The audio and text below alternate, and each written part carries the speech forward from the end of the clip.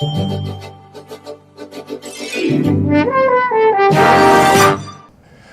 back here on the program Jones and Company, and today we speak with the Minister of Health, Dr. Sands, who is the Member of Parliament for Elizabeth. Dr. Sands, Jones and I, we talk periodically about how the development of the Bahamas is unbalanced. The North is highly developed. The Southeastern Bahamas is in many ways developing. What is your approach to regionalization? Well, the first thing you have to do is to acknowledge that it is appropriate to provide some impetus to create some balance in development. And not everybody agrees with that, okay? You still have people that are Nassau-centric, or Grand Bahama-centric, or Abaco-centric. And everybody else, well, let them do what they could do. Historically, if you look at the development of the various islands in the Bahamas, the first post office in the Bahamas, I understand, was in Crooked Island, okay? Long here. Crooked Island. So, and you ask the question, well, how could that be? But if you look at the development of trade throughout the Bahamas and the strategic location, particularly of our southern islands, it makes a whole lot of sense. And so as we plan the way forward, I think it makes a whole lot of sense for strategic initiatives to have the southern islands develop with a hub of essential services that says to a young person of childbearing age, it makes sense for me to go there because there's going to be adequate health care and adequate education for my children, okay? Now, there are pockets of incredible educational opportunities. You could point to Long Island as an example. And not taking anything away from any of the other schools in the various Family Island communities, but this has to be choreographed, it has to be designed, it has to be deliberate. So if you now say that if we're going to throw a blow in Nassau, well, we need to throw a little blow down here in Mayaguana. Because as we do so, you provide an opportunity for people to get out of this pressure cooker environment. Listen to some of the comments made by the evacuees. So you could die in Nassau, they just kill you. They just kill you for standing up, okay? So it might sound as if that's just levity, but there are many of us who would rather be somewhere else. They don't want to be here. But we can't go anywhere else because there are no opportunities. And we haven't created the opportunities, or we have not supported the opportunities. So, as you develop the Sandy Bottom project in Agua, and you create a Defense Force base, and the Defense Force officers, and I'm not sexist, primarily male, bring their wives and girlfriends down and they get children. Now you develop in Agua. And I think as we look at opportunities, and I'll bring it back to health, if you create opportunities to put boutique facilities in Abaco or Exuma, and we've been talking about partnering with some international institutions like Johns Hopkins, okay?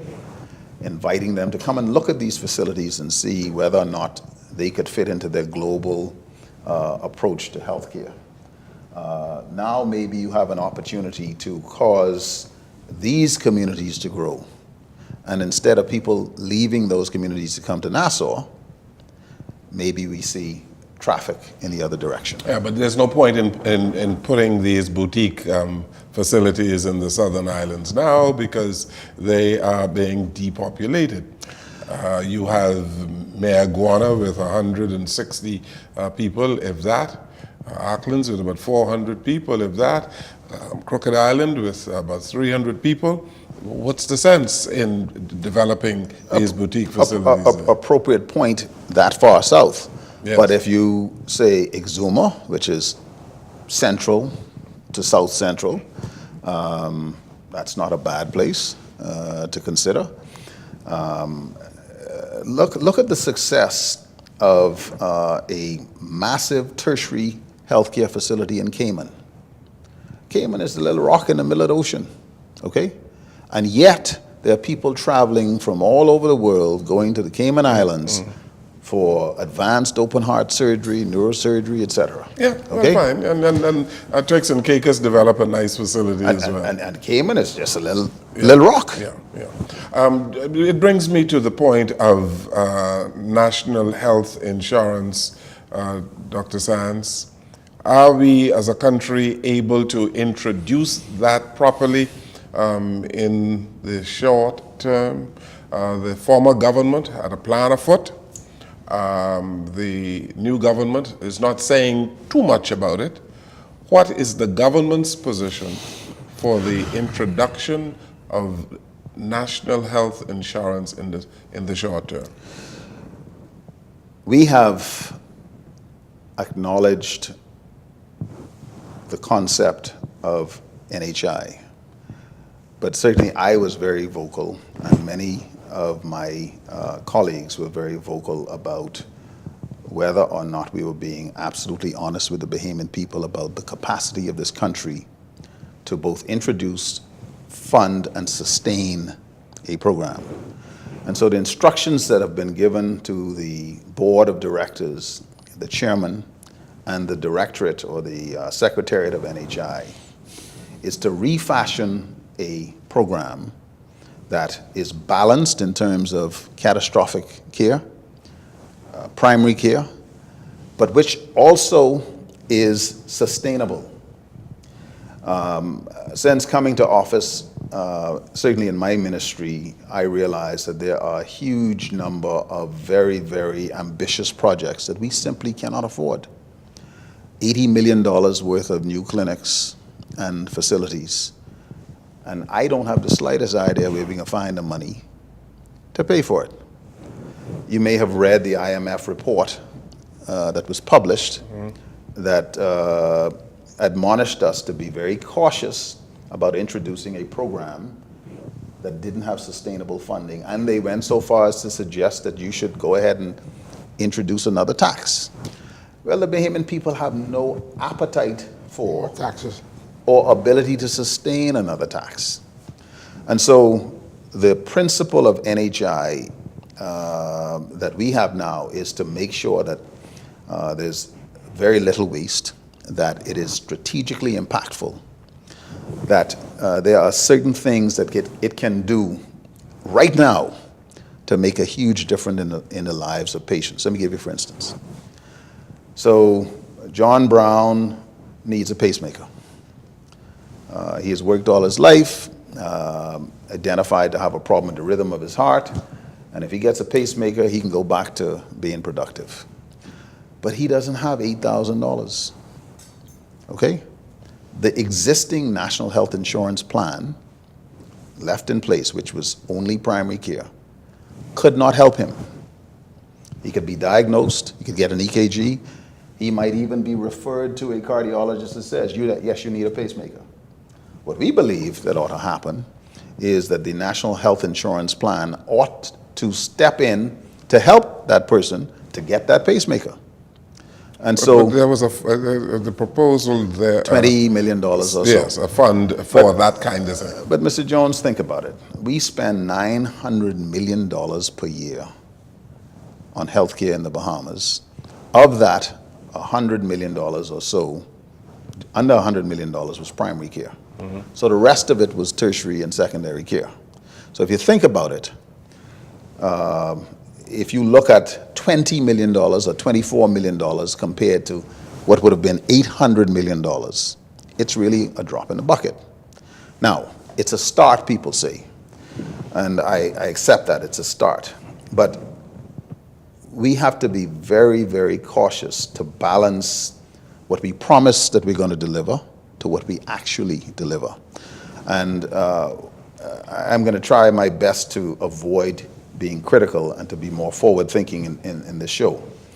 But one of the great challenges of NHI was the elevation of expectation beyond what it could deliver. Yeah, but what was wrong with introducing primary care as a start and put catastrophic care aside for the time being until we are able to find a way to do that? What was wrong with producing a program? Because for the primary impact, healthcare? the impact on the lives of Bahamians, we would have waited a generation to see an impact on the lives of Bahamians, given the reality of our health situation. We happen to have, as I've said repeatedly, the worst health indicators in the Americas. We are the most obese country in the Americas. We have the worst hypertension. We have the highest diabetes in the world, okay? We're also one of the most violent countries in the world. That's a non-communicable disease. And so when we look at that peculiar mix of the Bahamas, what ought to apply elsewhere, and the model that would work quite well elsewhere, is not going to be very effective in the Bahamas. And so you have to have a hybrid. So yes, you've got to stop people from marching down the road to end-stage kidney failure or marching down the road to requiring open heart surgery. But you also have a number of people who are well advanced. And either you're going to write them off or you're going to provide catastrophic coverage to deal with them. And if you remember, one of the salvos that introduced national health insurance was this concept, no more cookouts, okay? What Bahamians thought they were being promised was freedom or rescue from the overwhelming financial ruin that came with some of these big ticket items. They say you go to Sands, he's charged you $1 million. Not true, okay? But you gotta find all this money. And for many people, finding $5,000 or $10,000 simply can't happen. So, NHI is on the back burner. Not at all. NHI You right said now refashioning. is being refashioned. Yes, but how? What we have to figure out, how do you equitably and appropriately provide assistance to you and to you in a way that acknowledges need, that pays attention to means, that looks at the health problems that we want to tackle in a fiscally responsible way. So the formula has not yet been found. The formula is being redesigned, and we don't have the opportunity to spend $100 million coming up with a formula, because we've spent $100 million coming up with a formula, okay? We spent an awful lot of money, and quite frankly, we haven't gotten the Bahamian people as far as we ought to have gotten. Dr. Sands. Okay, Godfrey, I know you want to go, but let's take another break here, and we'll come right back.